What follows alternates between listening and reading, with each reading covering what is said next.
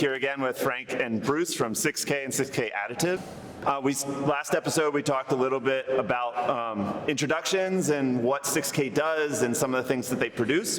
And I think it would be interesting to hear a little bit about the sustainability journey, because that's a lot of the work that we guys work together with is around sustainability. And so maybe you can speak to how each one of the different divisions has come into that space and why that resonates with the company. Yeah, you want to jump in first? Yeah, so I'll take it from the start. So really the sustainability journey for 6K Additive started a long time ago, probably as early as 1992.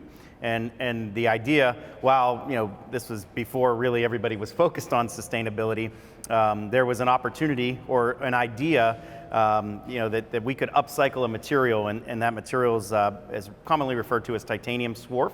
It historically was taken to a field. Commonly by who?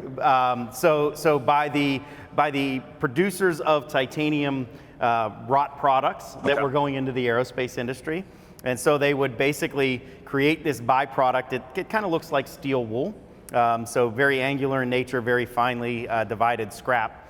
They would typically light it on fire and then dispose of the ash, landfill the ash. And so the fact that it was burning, we knew that there was some recoverable metal content there, and ultimately started the sustainability journey by taking that material, getting it clean enough and pure enough, and then ultimately we briquette it and put it into a product form that then gets added to the aluminum industry as a grain refiner. So if we didn't exist, we'd still be burning. We'd still be burning, and it'd be considered a hazardous waste. And that was the core legacy business started in 1992. And so fast forward a number of years and met the team at 6K Inc. With this idea of leveraging our ability to clean and size and handle volatile materials, and said we can apply that technology along with the microwave-based plasma, and really, Aaron Bent and I always talk about the 1 + 1 = 3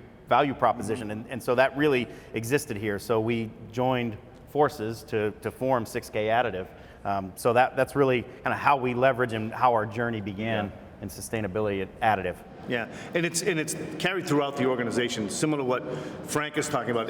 For the record, Additive is the first commercial group that we stood up. So Frank really has guided the company in terms of our sustainability mission and what we do. But the other divisions, specifically 6K Energy, has a similar story to Frank. So the technology that's typically used to make battery materials is called co-precipitation. That's usually found in China.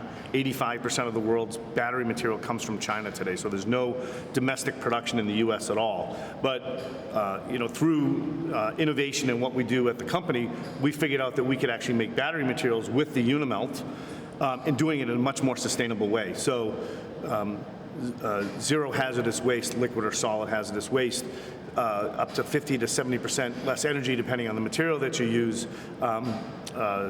Zero water used, actually. We actually recycle what we use from a water perspective. So all the sustainability metrics that you would want from a battery material technology, we can do. And on top of that, we're 50% less expensive than what happens, than the material that you get from China. So that division, much like Frank's, is a very sustainable focused business. And then everything else that we're doing after that with 6K Next and other markets that we're looking at will follow the same suit. So we're very focused on sustainability and how we can solve the sustainability issues in a particular market for manufacturing. Yeah, and it sounds like you've defined yourself by filling that, not layering the sustainability over top of it, but you actually service the market who are looking for sustainable products, right? And that's kind of where we are right now, and then that's kind of how we connected with you guys to start quantifying some of those things. So we'll talk about that in one of the next episodes, but that's a wrap.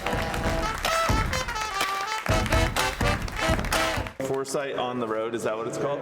Is it season 3, episode 1? Oh, it's season 8, On the Road. It should be on the sign so I know. Just saying, usually Carolyn tells me, so.